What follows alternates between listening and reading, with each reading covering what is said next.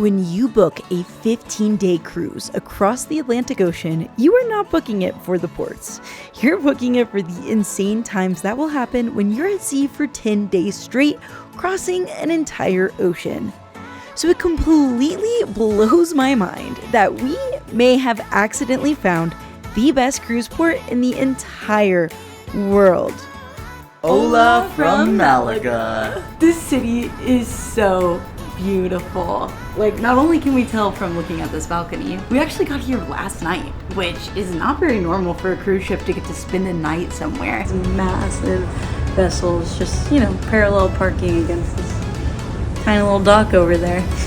This is actually in the Andalusian region. We're so excited to be trying Andalusian food and their tradition. Last night we definitely had an amazing start to our food journey, eating dishes that we had never tried before that were insane. Yeah. It is Halloween. You can probably tell my hair looks a little different, my makeup looks a little different, but despite the fact that we're already costumed up, ready to go for our Halloween pub crawl here in a minute, we have started at El Pimpi that is supposed to have all sorts of incredible local cuisine.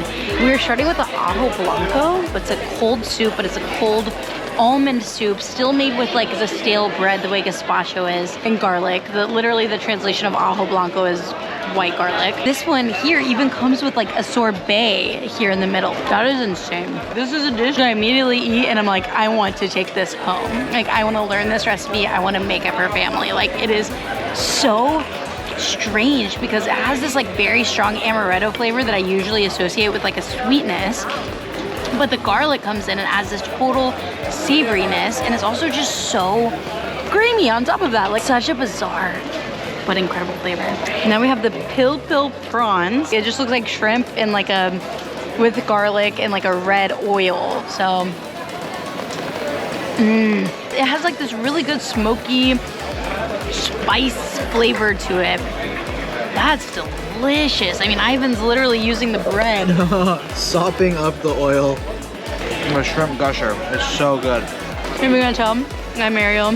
Prince Eric. And Flounder. I'm Flounder. And not only was the food something so delicious and incredible that we never tried before, but the view.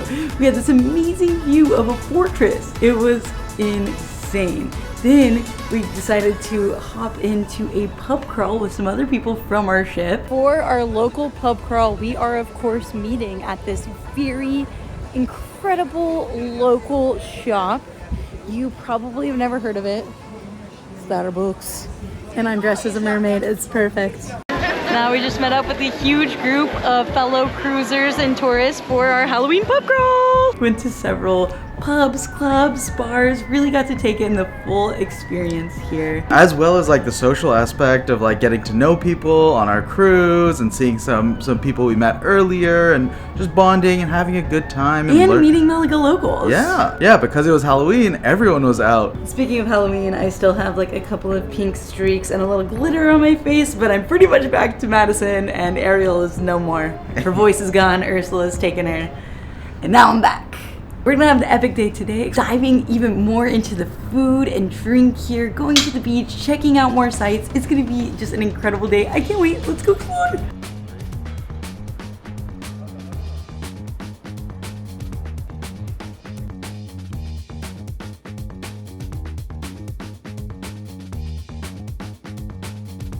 So we are here at Mesón Mariano. This place is awesome. Like, we literally waited in line to get here. There's so many locals here, and it is known for its artichokes, which I love artichokes. I've always loved artichokes. So we ordered pretty much every single artichoke dish on the menu.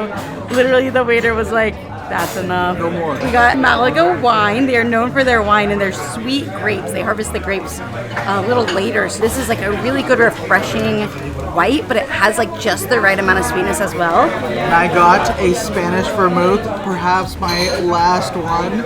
We're leaving Spain today. We're so sad. So yeah, we had to get in our final sips while we could. A lot of places they offer like red or white vermouth, but I think red is the classic. I even ordered, like red please, and he was like, oh, we don't have white. That's what we do. Yeah, this place seems so legit. I love it. Cheers to Malaga. I'm gonna start with these fried ones. that hasn't been in a can. That's good. Crispy, fried, perfect. Grilled artichokes.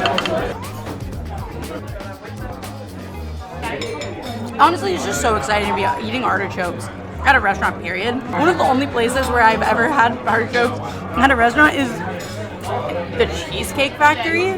And they're actually surprisingly incredible. But this is way better. Fresh, delicious artichoke, perfect just char taste. And the lemon just adding that perfect acidity to it. I'm in heaven. Artichoke with Iberian ham on top. If you've seen our other videos in Spain, you know we absolutely love Iberian ham. Jamón Ibérico is like life here. It's just a beautiful steamed artichoke, and then the jamón is giving it like just the right amount of like salt and bringing in the fat. It's just so good. This is artichoke heaven. I am so happy right now. This is our last artichoke. Now we're moving on. Don't worry. If you're not an artichoke person, there's more to come. Now we're moving on to my specialty. We have anchovies here. And these are anchovies from Malaga. This region is known for their anchovies. And this is a new preparation. I've tried a lot of preparations of anchovies at this point here in Spain. But this is anchovies in vinegar, a little bit of olive oil as well. Okay. Great color on that. It's a very rare thing to be able to describe anchovies as buttery, as creamy, but that is what's going on here. Very nice, very delicately flavored anchovies. Absolutely zero fishiness at all. And then when you bite into it, that vinegar has added a bit of sweetness to the anchovies. Absolutely delicious. You can just pop these non-stop. Absolutely delicious. Anchovies and vinegar might be my favorite preparation yet. Here we have young goat from Malaga. Slow cooked until it's just so tender. Why am I holding this? Put that away. This is all you do. It's just so impressive because goat is a tough meat. And you leave the bone in, giving it that rich, dark flavor. I'm a fan of artichokes. Maybe not to the same level as Madison. But I love a good artichoke. These were excellent artichokes. This goat is next level. We definitely saved the best for last. I'm gonna let you finish, but those artichokes are some of the best things I've ever had. Get both. They brought us a digestivo, just this sweet liqueur to help us digest and complete the meal, give us a little bit of sweetness. We didn't order dessert, but we got enough sweetness in this. Yeah, it's just lovely. It just adds to the experience.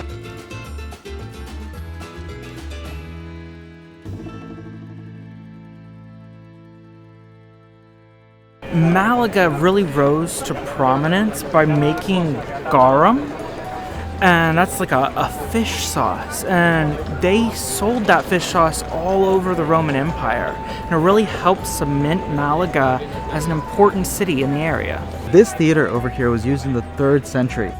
Think about the Roman Empire all the time, the last golden age of humanity.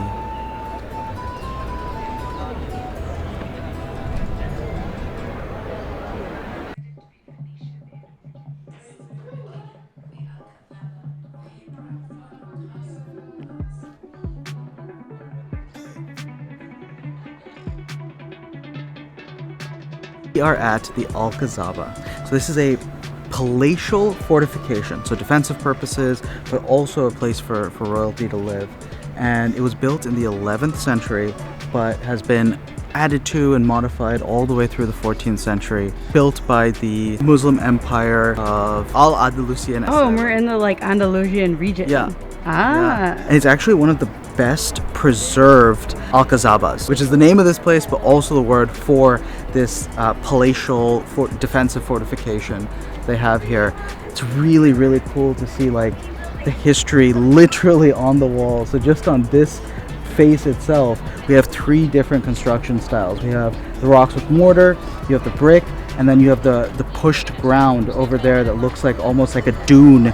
It's been carved into the sand, but that's how it's constructed up like that. Really, really pretty, and just the natural beauty, so much greenery, and just a nice relaxing hike here in Malaga. It's cool because like before I even read that it was from like a Muslim empire, like you could tell because of some elements of the architecture. Like it really reminded me of some of the buildings that we saw in Turkey, some of the things we saw like in Delhi at Qutb Minar, like the brickwork and like the beautiful ornate details like were very similar in such a just beautiful, stunning way. I'm very much loving our experience in Malaga. Like the food and the views and the history, like it has everything you want and need in your European destination.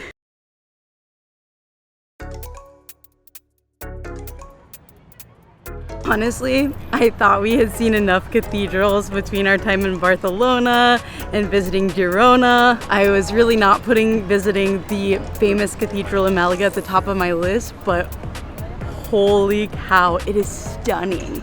And to see like they left these pieces where you could really see like the old and the new, it is so beautiful. We have to be on board our boat in like an hour, but we had to say goodbye to Spain with our final churros. And these look really different than the churros we had before. They're like wider and like super fluffy. Fluffy and like looks like crispy in texture. And then we had to get a chocolate, silky, thick chocolate. Saying goodbye to Spain with a proper churro. So good. It's like a super salty funnel cake. A tiny bit of sugar. It's all about that salty fried flavor. Super delicious. And then to add some more sweetness, that is heavenly. The sweet, rich chocolate flavor just pairs so well with the salty fried flavor. Like, I mean, this is phenomenal. Perfect way to say goodbye to Spain after an incredible month here. But tomorrow we're gonna be in our 24th country. Churro cheers to end our time in España. It's been great.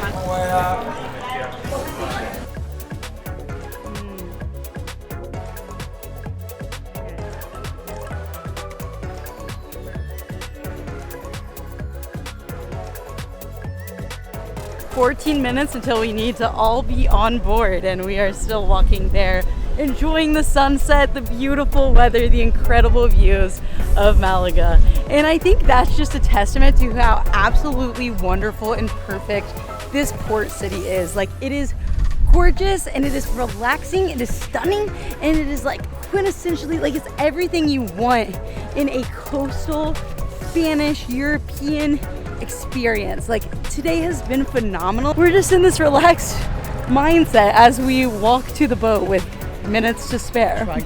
Trying to absorb every last second of the beautiful southern Spain before we head out. Is Malaga the best port destination in the world? I think it's possible, honestly. It's definitely my favorite port that we have ever experienced. It's just so like walkable and perfect. Like, it has everything that you want. It has Roman ruins. It has this incredible fort. It has gorgeous cathedrals. It has insanely good food, beautiful beaches, beautiful views. Like, this is like the perfect place. I love it here. They light up the balconies to say gracias, thank you to the people of Malaga for an absolutely incredible time, which I just loved. So sad to see it go, that we literally got on the boat with like 3 minutes to spare. And we've definitely never cut it that close before. That just goes to show you just how absolutely incredible this town was and how much we love and recommend it. Thanks for joining us for this like incredibly perfect mad adventure.